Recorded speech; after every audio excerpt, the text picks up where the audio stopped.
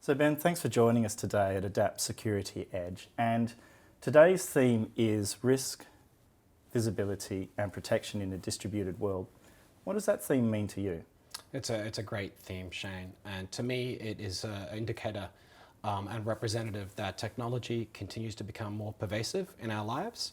And as technology continues to do that, as it has for decades and it will in the future, it means the attack surface in which we need to identify and defend and reduce risk becomes ever more important. Mm-hmm. And thinking about the architecture of the modern enterprise, we've got some people at home, some people in the office, and some people in those third spaces. And indeed, 53% of the employees and the workforce will be working from home on any given day. When you think about protection and trust, what are some of the principles to ensuring success? Well, your employees is crucial, of course. Now, that applies whether they're in their office or at home. They're in their home environments. They could have their machines exposed to family members that might click on something that they shouldn't do. And so it becomes, that attack surface becomes ever more concerning. But ensuring that you have the right level of awareness to those employees and you are prepared for the risks in a working at home environment is the right approach to take. I think a lot of, when the pandemic first started, there was a lot of concerns around new remote security risks, and they weren't really new risks. They were existing risks. They went from, say, maybe a CISO or a CIO level initiative to a CEO level initiative when so many employees were working from home. And so what it did is it led to an advancement or acceleration a lot of existing remote security initiatives in many companies, whereas any other companies where their workforce was majority was at the office, well, then it was a big change for them and they had to adapt accordingly. Mm-hmm.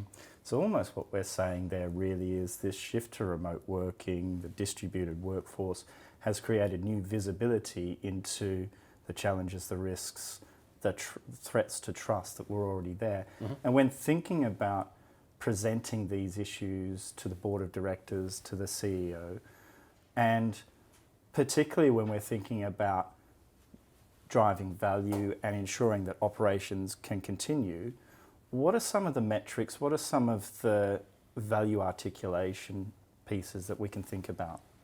Yeah, that's a great question, Shane. So ROI for security is a hotly debated topic, whether it's around remote work or otherwise. What are those performance indicators? I think one thing that I've really asked myself about is that when I see everybody working from home, we were on Zoom or some sort of video conference technology all day long. Are we being more productive than we were in the office? And I don't know the answer to that. Mm-hmm. But I do know the ROI that I look at least from our security employees, is on what sort of process efficiencies and automation they can put in place. Mm-hmm. What are those mundane tasks that they're focused on and how can they automate them? And then being at home, I don't know if it changes that much, but I do notice indicators that are a little more challenging. Like in my talk, I refer to threat modeling a whole company. That is infinitely difficult to do on a Zoom call, on a video conference call at home. Mm-hmm. It is very easy to do if you're in an office with a big whiteboard with a bunch of experts. So it depends upon the certain task that's occurring, but ROI is difficult for security. For me, it's around what automation's put in place and what efficiencies are gained in doing security work so that your experts can focus on identifying new and unknown risks that you can address. Mm-hmm.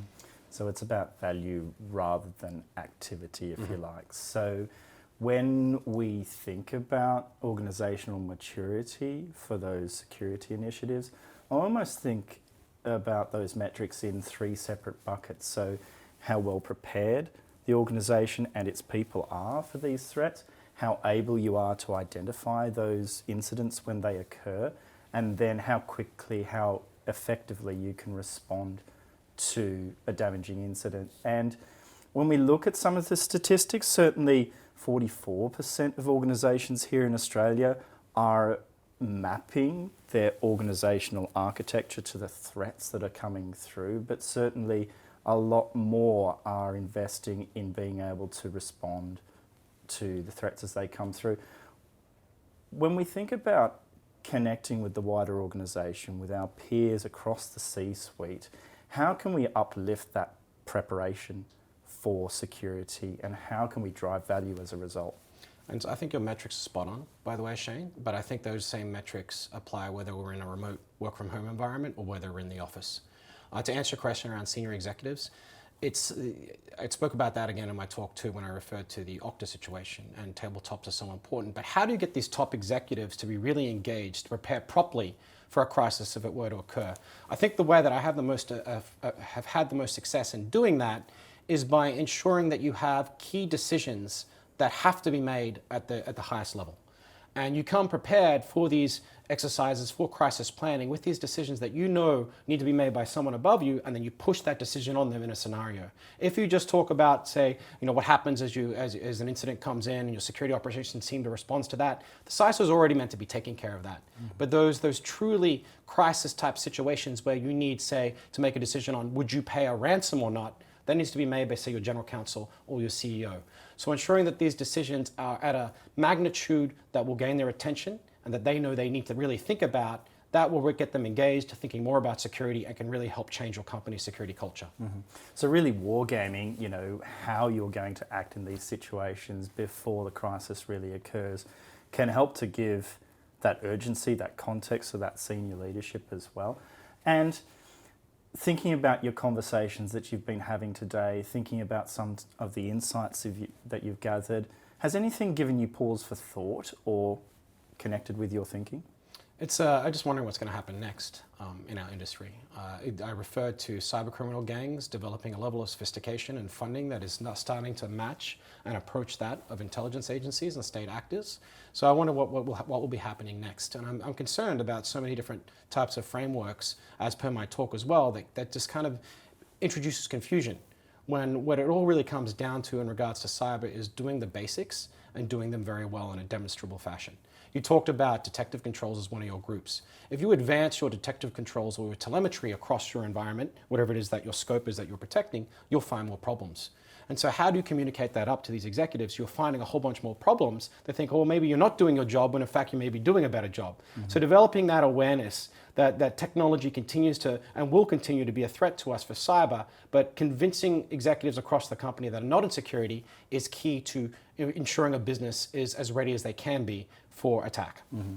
It's kind of, particularly when we, picking up on your talk as well, as we move into this new era where it's uncertain, the complexities are increasing, and actually trying to speak to that tip of the iceberg, if you like, trying to present those top priorities to the rest of the leadership team to show that you've got the capability to actually find the things that are important and invest both in your people but also in your technologies to deal with it. And thinking about how you bring some of those other peers with you to pool funding, for example, and to synchronize execution. What are some of the things that have been working well from your perspective?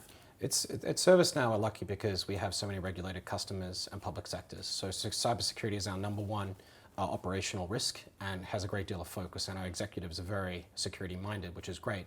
But if I step back and I look across our customers and the industry at large, these cyber problems that we're all trying to solve, they're not necessarily new. They're the same issues that have existed for some time. Mm-hmm. And so that's why I think that information sharing in your community, whether it's in the banking community or healthcare or in government or wherever, is so valuable. So for example, other SaaS companies in the Bay Area, some of them are experienced in doing things like assessing their company from a NIST cybersecurity framework quantifier.